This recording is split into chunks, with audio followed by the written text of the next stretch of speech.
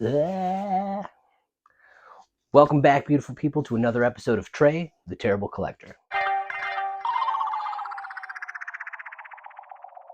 Hi, Frankie. Hello. On today's episode of Trey, the Terrible Collector, I will be guest hosting with Frankie, Frankie the Tanky. We are going to be unboxing Series 5 of X-Force.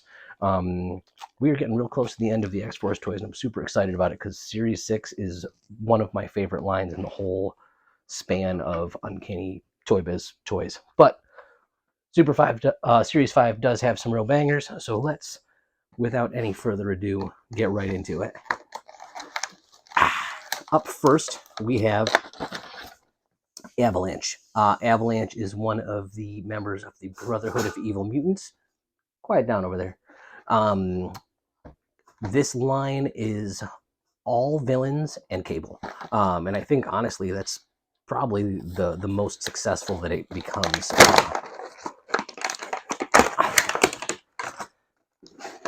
Let's see here.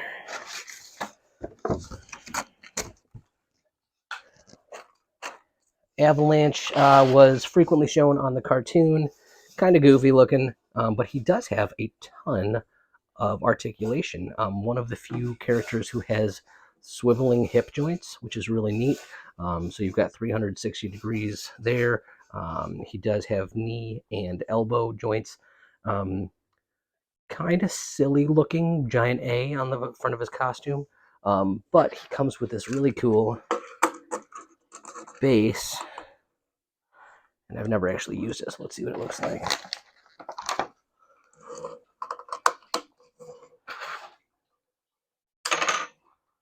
Yeah, Avalanche powers. Pretty neat. Obviously his fist, or his, oh god, this arm is locked in place. There we go. Not closed fist because you wanted to be able to show that he's using his like Avalanche powers.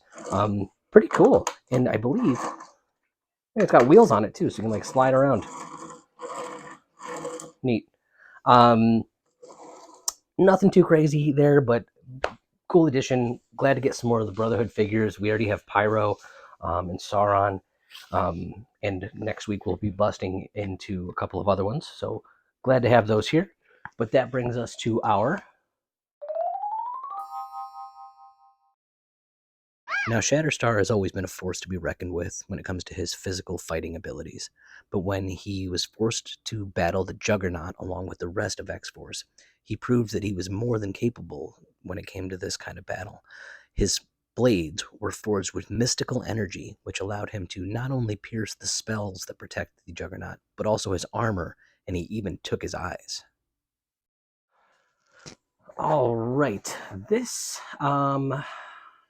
is Black Tom Cassidy. Black Tom Cassidy is the longtime associate of Juggernaut, and also the cousin of our favorite whistle toy, the Banshee. This packaging, you'll notice, is different. A lot of these X-Force toys, they put the same figure in different series, and for us, it just made sense to open him during this one.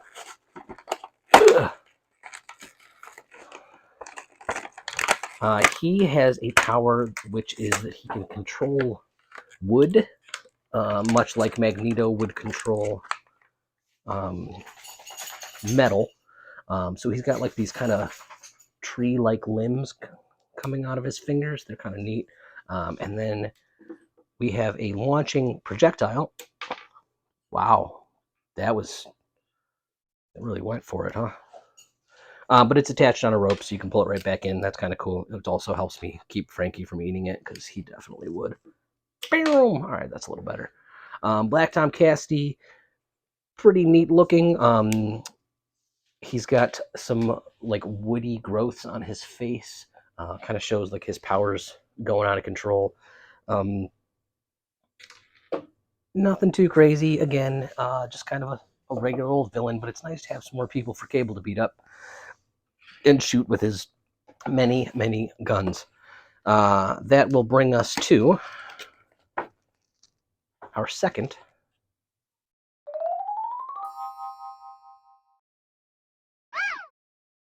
Random has made a lot of bad decisions over his short life, from working for the Dark Beast to joining the Acolytes and working under Exodus, and eventually teaming up with Mr. Sinister when it came to the mutant Messiah Hope. He still had a heart of gold through all of that, and really was always trying to do the right thing despite him usually doing the wrong thing. And this paid off a lot for him in the recent Krakoan Age stories, as he was given control over part of the X-Men's space station, and worked alongside Sword and Cable. All right, this box was made for opening. This is probably more like the toys that I should have my hands on. Next, we have Exodus here. Exodus was a member of the Acolytes and Magneto's right-hand man at one point. When they moved, they tried to move all the mutants up to Asteroid M and renamed it Avalon. He was one of his main dudes. He's a super old mutant. I think he's like from the 1400s or something like that. Pretty cool. He has reappeared recently and had like a big upswing in the recent.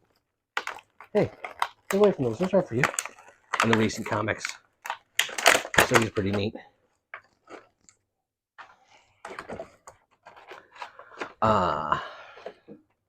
He's cool looking.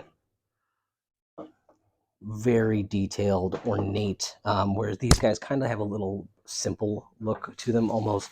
He's got a lot of ornamentation, like this gold belt over here and his gold boots. Very cool looking figure. His cape does come right off, and it's a cool rubber cape, so it's got some heft to it. Hey.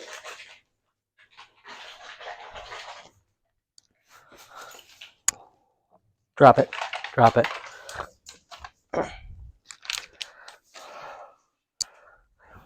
This is for you. What else we got in here? He has these cool, like, wing ornamentation things. How do these go on? Oh, sick. They just, like, click right in there.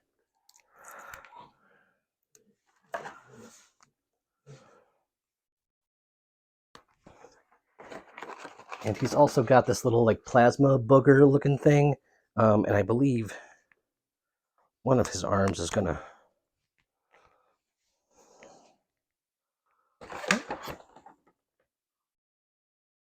arm down. Oh, sick. Okay, so I don't think he actually does anything with this little plasma ball. His arm moves up and down and it makes those wings flap. So that's pretty cool. Really, really, really good looking figure.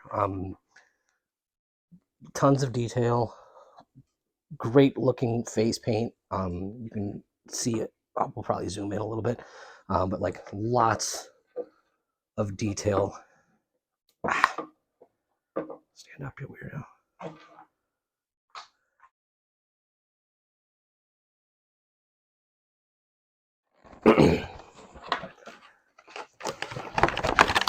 Anyways, that will bring us to our third.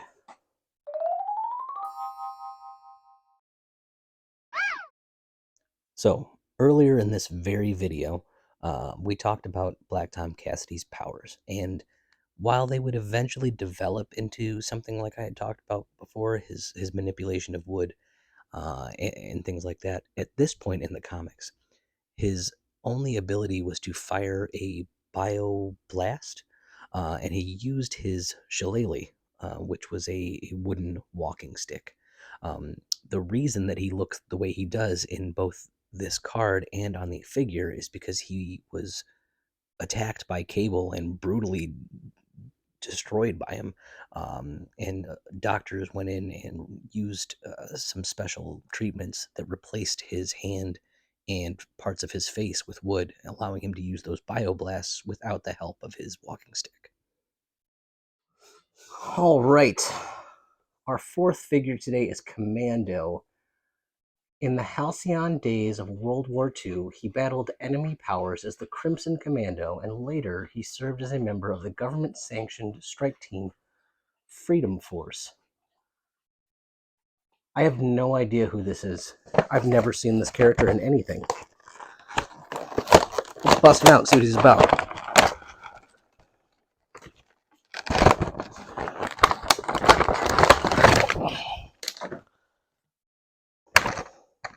Oh yeah, this is a very X-Force guy. Huge ponytail, robotic limbs that look, I don't know, super out of place, but a ton of ornamentation with everything, lots of detail, good looking, but really ridiculous. Like he's got a bandolier that feeds directly into his own arm.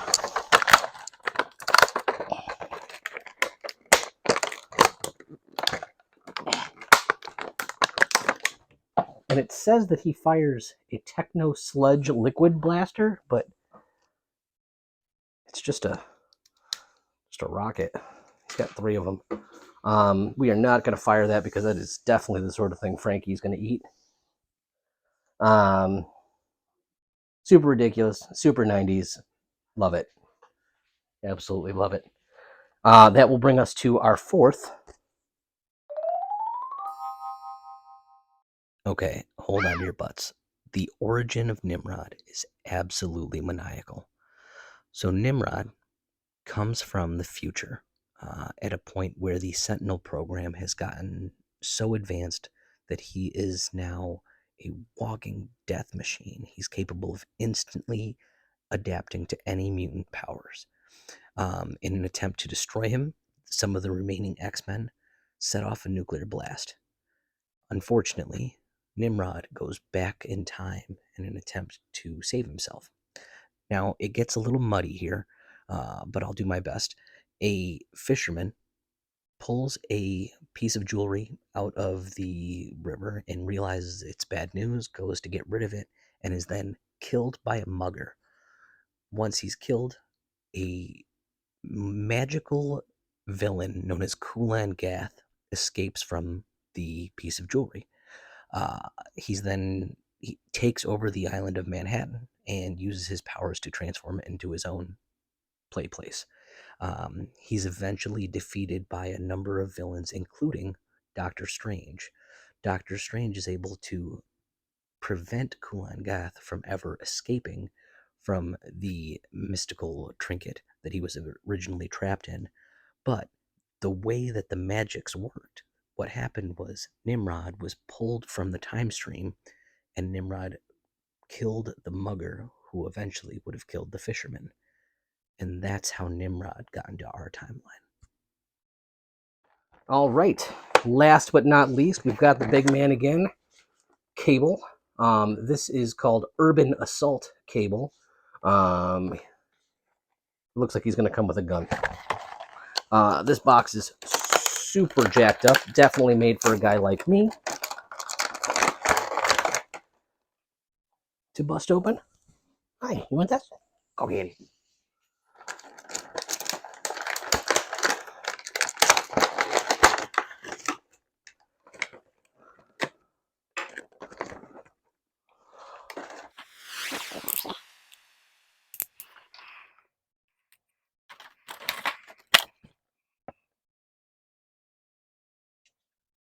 Okay, so this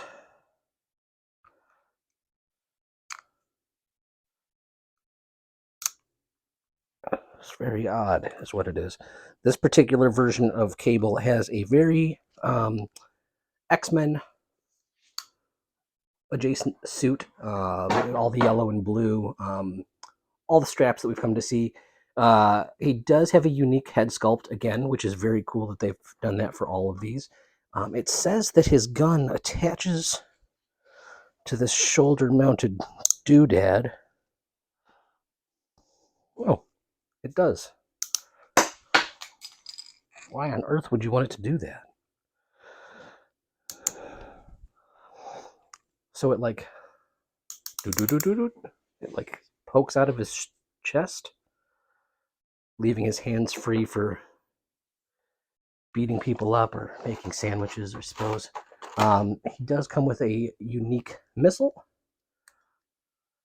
and his hand does a quick draw action, but he only has the one gun, so I'm not sure if he's supposed to like rotate it around and then switch. Um, he's not terrible. He's not the worst Cable we've ever seen. He's not the best, but he's definitely Cable. I mean, of this set, I would say the standout is 100% the Exodus. He's gorgeous. And then after that, honestly, Commando, who still don't know who he is, but pretty neat looking. And that will bring us to our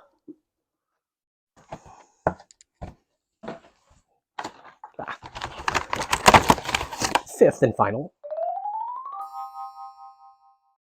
The George Washington Bridge is a vital expressway that connects New York City to New Jersey.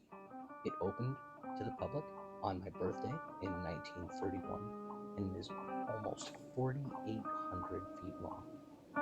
That's facts about the George Washington Bridge. I'm not going to tell you any about GW Bridge because he's boring. All right, very cool. Thank you guys for checking us out again this week. We certainly appreciate the views. Please remember to like and subscribe, and tell your friends if you think they would like watching a show about an old dude opening old stuff. This is certainly for them. As always, y'all have been wonderful, and I have been terrible. Frankie, you've been hit or miss, and we'll see you guys again soon.